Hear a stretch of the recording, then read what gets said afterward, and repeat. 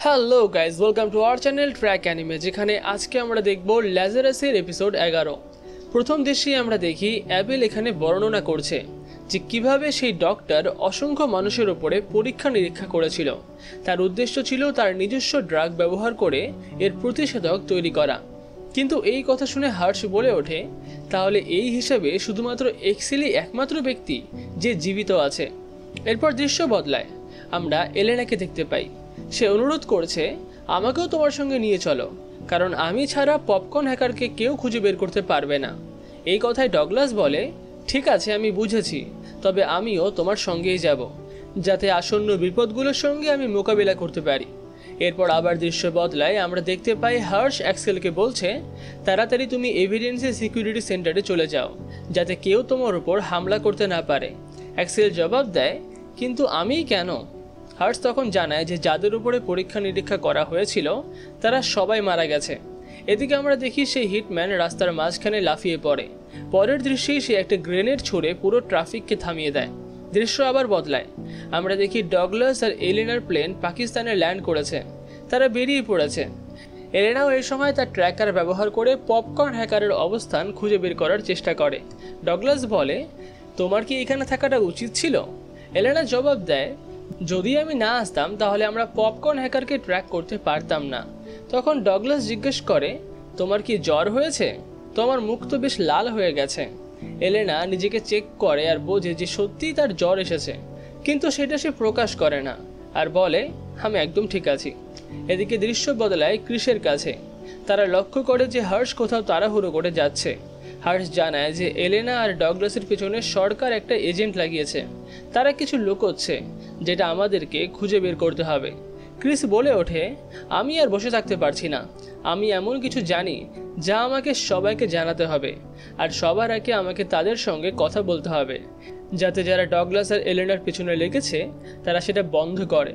হার্শ তখন লিল্যান্ডকে একটা চিঠি দিয়ে বলে, যখন সে আসবে তাকে এটা দিয়ে দিও। পরের দৃশ্যে আমরা দেখি হিটম্যান অ্যাক্সেলের দিকে এগিয়ে যাচ্ছে। অ্যাক্সেল অবাক হয়ে বলে, এখানে বিস্ফোরণটা হলো কিভাবে? কিন্তু পরক্ষণেই হিটম্যান তার গাড়ির উপরে লাফিয়ে পড়ে এবং গাড়ির উপর গুলি চালায়। ভাগ্য ভালো যে এক্সেলের গাড়ির কাজ বুলেট প্রুফ, তাই সে বেঁচে যায়। সে গাড়ি চালিয়ে হিটম্যানকে নিচে ফেলে দেয় আর গাড়ি থেকে নেমে অ্যাক্সেল বলে, অন্তত হাই বলার একটা সুযোগ তো দাও। এরপর সে আরেকটা গ্রেনেড থেকে বেঁচে যায়, যেটা হিটম্যান ছুঁড়েছিল। অ্যাক্সেল দৌড়ে পালাতে পালাতে বলে, আমাকে ধরে দেখাও তো। কিন্তু হিটম্যানও কম যায় না, সে আরও একটা গ্রেনেড ছুঁড়ে মারে রাস্তার মাঝেই। ফলে একটা গাড়ি বিস্ফোরিত হয় এবং পুরো ট্রাফিক জ্যাম হয়ে যায়। অ্যাক্সেল বলে, তোমাকে দেখে মনে হচ্ছে তুমি গ্রেনেডের খুবই ভক্ত। অ্যাক্সেল এই সময় নিচে লাফ দেওয়ার চেষ্টা করে, কিন্তু নিচে কিছুই নেই, তাই সে ঝুলে থাকে। অপর থেকে হিটম্যান তাকে গুলি করতে প্রস্তুত হয়, কিন্তু ঠিক তখনই অ্যাক্সেল হাত ছেড়ে দেয় আর নিচে একটা চলন্ত বাসের উপরে লাফিয়ে পড়ে। কিন্তু হিটম্যানও এই সময় তার পিছু নেয়। অ্যাক্সেল বলে, মনে হচ্ছে আমি তোমাকে একটু দুর্বলই ভেবে ফেলেছিলাম, তুমি তো অনেক শক্তিশালী। অন্যদিকে হার্শ ইউনাইটেড স্টেট আর্মির কাছে পৌঁছে গেছে। সে তাদের কাছে কিছু অনুরোধ করে। অন্যদিকে অ্যাবেল এই সময় ল্যাজারাসের গোপন ঘাঁটিতে প্রবেশ করে। অ্যাবেলকে দেখে লিল্যান্ড তাকে হার্শের দেওয়া চিঠিটা হস্তান্তর করে। ক্রিস জানতো না যে অ্যাবেল আসলে ল্যাজারাসের ক্ল্যানের নেতা, বা বলা যায় যে সেই ক্ল্যানটা তৈরি করেছে। অ্যাবেল এই কথা ক্রিসকে জানায়, আর ক্রিস এখন লিল্যান্ডকে জিজ্ঞাসা করে, তুমি কি এটা জানতে? হ্যাঁ, আমি আগে থেকেই জানতাম। পরের দৃশ্যে আমরা আবার দুজনের মধ্যে তুমুল লড়াই দেখি। দুজনেই একে অপরকে কঠিন টক্কর দিচ্ছে, কিন্তু হিটম্যানের কাছে একটা সুবিধা ছিল, তার কাছে ছিল প্রচুর পরিমাণে গ্রেনেড। তবুও এক্সেল নিজেকে বাঁচিয়ে চলছে। এদিকে হেডকোয়ার্টারে তারা দেখতে পায় যে পুরো রাস্তা ব্লক হয়ে গেছে, বড় বড় বোমা বিস্ফোরণ হচ্ছে, এবং এই এজেন্টরা আসলে অ্যাবেলেরই লোক। লড়াইয়ের মাঝে তারা একটা বড় স্ক্রিনের কাছে পৌঁছায়। অ্যাক্সেল বলে, তুমি তোমাকে মারতে এসেছিলে, তাহলে দাঁড়িয়ে কেন? এসো। হিটম্যান তখন তার সেই স্ট্রিং ব্যবহার করে যা দিয়ে সে অন্য এজেন্টদেরকেও মেরেছিল, কিন্তু অ্যাক্সেল তার ছুরি দিয়ে সেটা ধরে ফেলে এবং বলে, বড্ড ধীরে চলছো। পরের মুহূর্তে সে বুঝতে পারে যে তার ওপর বোমা লাগানো। সে তাড়াতাড়ি সেটা ছুঁড়ে ফেলে দেয় আর বলে, আমি প্রতিবার বোকা বনবো না, বুঝলে? গ্রেনেডটা তাদের মাঝেই ফেটে যায় আর স্ক্রিনটা ভেঙে চুরমার হয়ে যায়। শেষ দৃশ্যে আমরা ইউনাইটেড স্টেট আর্মির লিডারকে দেখতে পাই। সে হার্শকে জিজ্ঞাসা করে, তুমি এখানে কেন এসেছো? হার্শ বলে, এখন শুভেচ্ছা জানানোর সময় নেই। তুমি আমাদের লোকেদের পেছনে তোমার এজেন্টকে কেন লাগিয়েছ? যদি তুমি তাদেরকে না সরাও তাহলে আমি তোমার সমস্ত গোপন কথা ফাঁস করে দেবো যা আমি জানি। ইউনাইটেড স্টেট আর্মির লিডার হার্শের দিকে তাকিয়ে বলে, কি বাজে কথা বলছো, আমাদের কি গোপন রহস্য তোমার জানা আছে? হার্শ জবাব দেয়, সেই প্রয়োজন ক্যারেক্টার অ্যাক্সেল আর তোমরা যে সমস্ত পরীক্ষা নিরীক্ষা করেছিলে সেই সমস্ত কিছু। লিডার এই সমস্ত শুনে বলে ওঠে, তুমি কি সত্যিই ভেবেছ যে এইসব এত সহজ হবে? হার্শ তখন বলে, মনে হচ্ছে তুমি সত্যিই মানবতাকে ত্যাগ করে দিয়েছ। লিডার তাকে এখন এক প্রকারের ইগনোর করেই বলে, এখন তুমি তোমার এজেন্টদের সঙ্গে একটু কথা বলো, তারা তোমাকে এখানে কিছুক্ষণ আটকে রাখবে। ঠিক তখনই বেশ কয়েকজন পুলিশ এসে হার্শের সঙ্গে কথা বলতে শুরু করে। তারা তাকে গ্রেপ্তার করতে এসেছে। যেতে যেতে লিডার বলে, হার্শের জন্য আমার একটু দুঃখই হচ্ছে, কিন্তু তার এখানে আসা উচিত হয়নি। পরের দৃশ্যে আমরা দেখি অ্যাবেল সেই চিঠিটা পড়ছে যেখানে হার্শ জানিয়েছিল যে সে আলোচনার জন্য গেছে।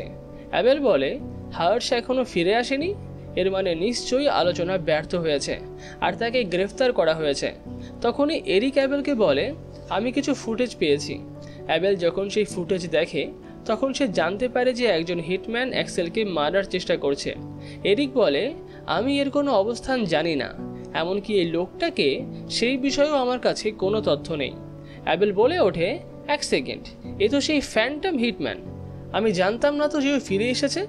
দৃশ্য বদলে আমরা পাকিস্তানে পৌঁছাই, যেখানে ডগলাস আর এলিনা সেই হ্যাকারকে ধরতে গেছে। ডগলাস জিজ্ঞাসা করে, যদি তুমি স্কিনারকে ধরে ফেলো আর সব কিছু স্বাভাবিক হয়ে যায় তাহলে তুমি কি করবে? এলিনা হেসে বলে, আমি ম্যাকডোনাল্ডসের একটা বড় বার্গার খাবো। তখনই তারা লক্ষ্য করে যে কেউ তাদের পিছু নিয়েছে। এলেনা বলে, দুঃখিত, কিন্তু এখন আমাদের কি করা উচিত? ডগলাস বলে, আমি ওদের মনোযোগ ভিন্ন দিকে সরাবো, সেই সময় যেন তুমি স্কিনারকে খুঁজে বের করতে পারো। ডগলাস আরও বলে, অন্তত একবার তো আমাকে ভালো মানুষ হতে দাও, আমি দেখাতে চাই যে আমিও ভালো কিছু করতে পারি। এলেনা এই কথা শুনে আবেগপ্রবণ হয়ে পড়ে। ডগলাস হেসে বলে, আরে আমি মরতে যাচ্ছি না, আমি শুধুমাত্র সারেন্ডার করে দেব যাতে ওরা থেমে যায়, আর তুমি সেই সময় এখান থেকে পালিয়ে যেও। দৃশ্য আবার বদলায় আর আমরা দেখি যে ক্রিস তার বন্দুক নিয়ে অ্যাক্সেলকে বাঁচাতে ছুটে যায়। অন্যদিকে অ্যাবেল লিল্যান্ডকে বলে, আমি হার্শকে ছাড়াতে যাচ্ছি, তুমি এখানে থাকো। এদিকে ডগলাস তার গাড়ি থেকে নেমে আত্মসমর্পণ করে। একটা গাড়ি তার কাছে এসে থামে আর গাড়ি থেকে কিছু এজেন্ট বেরিয়ে এসে বলে, অন্য লোকটা কোথায়? তখন তারা লক্ষ্য করে যে একটা মেয়ে একটা ইলেকট্রিক স্কুটার চালিয়ে পালিয়ে যাচ্ছে। তারা গাড়িতে তাড়া করার চেষ্টা করে, কিন্তু ডগলাস তাদের গাড়ির টায়ার ফাটিয়ে দেয়। এলেনা এইভাবেই বেঁচে পালিয়ে যায়। আবার আমরা হিটম্যানের দিকে ফিরি, যে অ্যাক্সেলের পিছনে লেগেছে। অ্যাক্সেল একটা ট্রেন থেকে ঝুলছে আর সে কিছুই বুঝতে পারছে না যে সে এখন কি করবে। হিটম্যান ঠিক তার ওপরেই দাঁড়িয়ে বলছে, তোমার সত্যিই কি ভয় লাগে না? এই সময়ও তুমি হাসছ? অ্যাক্সেল জবাব দেয়, আমার মৃত্যুর সঙ্গে বন্ধুত্ব হয়ে গেছে, আমি মৃত্যুকে বহুবার দেখেছি। আর পরক্ষণেই অ্যাক্সেল হিটম্যানের ছোড়া গ্রেনেডটা টস করে তার দিকে ফিরিয়ে দেয় আর সেই হিটম্যানের কাছে গিয়ে সেটা ফেটে যায়। এদিকে আমরা দেখি যে এলেনা একটা ফলের দোকানের কাছে পৌঁছে গেছে। সে খুবই জ্বরে ভুগছে, তবুও সে বলে, একটু অপেক্ষা করো, আর সে সেই গলির মধ্যে ছুটে যায় পপকর্ন হ্যাকারের অবস্থান খুঁজে বের করার জন্য। আর হঠাৎই তার চোখে পড়ে যে সেই পপকর্ন হ্যাকারের ভ্যান তার সামনে দিয়ে যাচ্ছে। সে চিৎকার করে বলে, থামো, আর ভ্যানটা শেষ পর্যন্ত থেমেও যায়।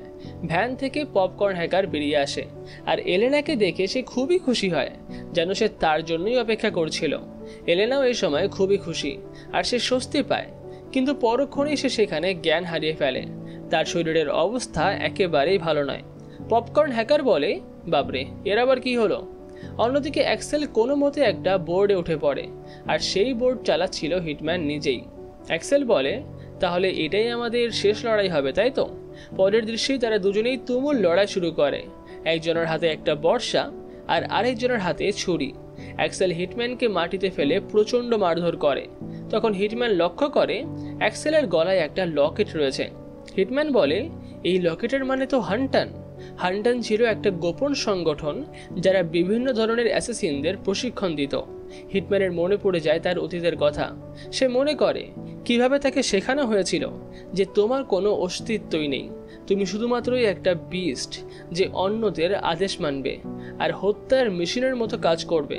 সে মনে করে কতজন সেখান থেকে পালানোর চেষ্টা করেছিল, কিন্তু হান্টার তাদের সবাইকে হত্যা করেছিল। শেষ পর্যন্ত সেই একমাত্র বেঁচে ছিল আর সে একটা বিস্ট হয়ে উঠেছিল। কিন্তু সে হতবাক, অ্যাক্সেলের কাছে এই লকেট কিভাবে এলো। সে জিজ্ঞাসা করে, তুমি হান্টার সম্পর্কে কি জানো আর এই লকেট তোমার কাছে এলো কিভাবে? কিন্তু এরই মধ্যে ক্রিস তার বন্দুক নিয়ে সেখানে পৌঁছে যায়। আমরা দেখি অ্যাক্সেল তার বড় ছুরিটা হিটম্যানের পায়ে মারে আর হিটম্যান তার বর্শা দিয়ে অ্যাক্সেলকে আঘাত করে, যা তাকে গুরুতর জখম করে। দুজনেই আহত অবস্থায় মাটিতে পড়ে যায়। হিটম্যান অ্যাক্সেলের দিকে এগিয়ে বলো তুমি হান্টার সম্পর্কে কি জানো? কিন্তু তখনই ক্রিস গুলি চালাতে শুরু করে আর হিটম্যান এই সময় জলে ঝাঁপ দেয় আর পালিয়ে যায়। ক্রিস তার হেলমেট আর বন্দুক ফেলে অ্যাক্সেলের কাছে ছুটে যায় আর তাকে জাগানোর চেষ্টা করে। আর এখানে শেষ হয় এপিসোড 11। পরবর্তী এপিসোড দেখতে চ্যানেলটাকে সাবস্ক্রাইব করতে একদম ভুলবেন না। আর এই ভিডিওটি ভালো লেগে থাকলেও ভিডিওটিতে লাইক, কমেন্ট, শেয়ার তো অবশ্যই করবেন। তাহলে দেখা হচ্ছে এরকমই অন্য কোনো ভিডিওতে।